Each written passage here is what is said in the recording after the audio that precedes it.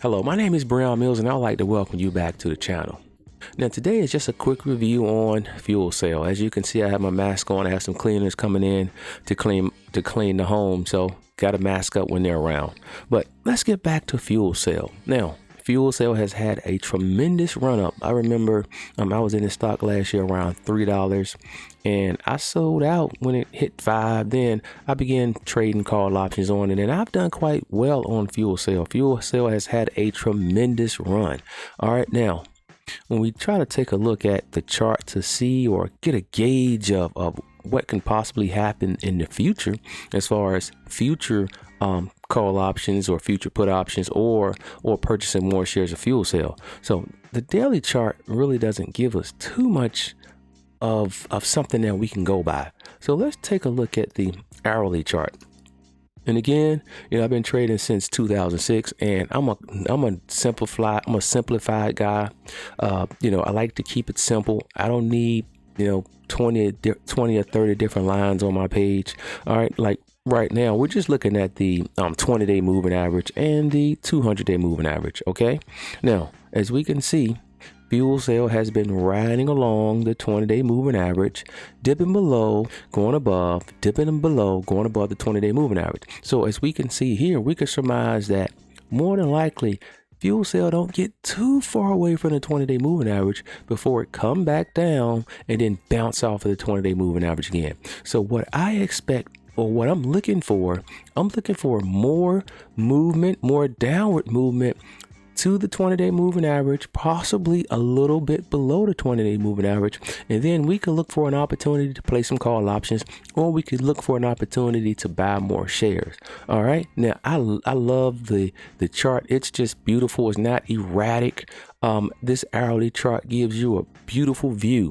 And when you can take a look at this chart, you don't need any additional indicators. All right. All you need is 20-day moving average, and you can use the MACD. All right, again, we have the crossover on the oscillator going down, which basically says, hey, the stock is currently losing momentum.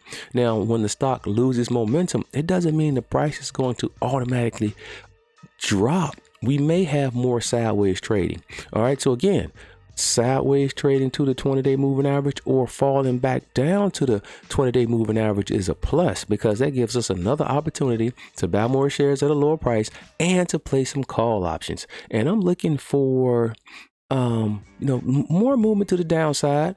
And again, healthy pullbacks are healthy. All right, so this is just another healthy pullback to the 20-day moving average of 1707, and I'm hoping that we can get a little bit below that. All right, if we get a little bit below that 1707 mark, I may look for a potential call option with the March or April expiration date. I do like to go a little bit further out. I don't do week long or 2 week expirations on options. I'm not that huge of a risk taker because I don't need to take the risk. All right, I just like to make sure I put I like to make sure I put myself in a position where I always win. All right, and that's how I like to roll. I like to put myself in a position where I always win. So what we're going to do is we're going to wait for fuel cell to drop below the 20-day moving average before we think about jumping back in. We're going to take a look at the MACD. If I see the MACD on the oscillator cross going upward, that's a great opportunity for me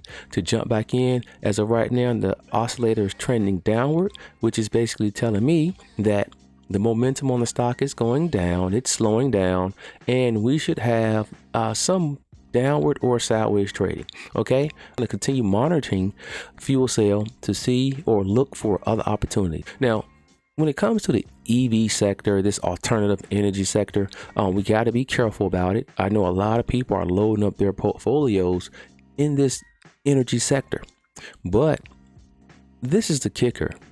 It only takes one bill to go to Congress, get declined by the Senate, and that one bill can send this sector or this industry tumbling down. All right, so we got to be careful.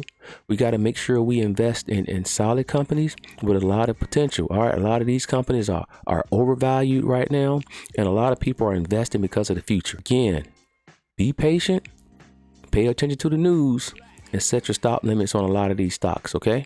And we got to be careful. And also, what's more important than anything is diversification.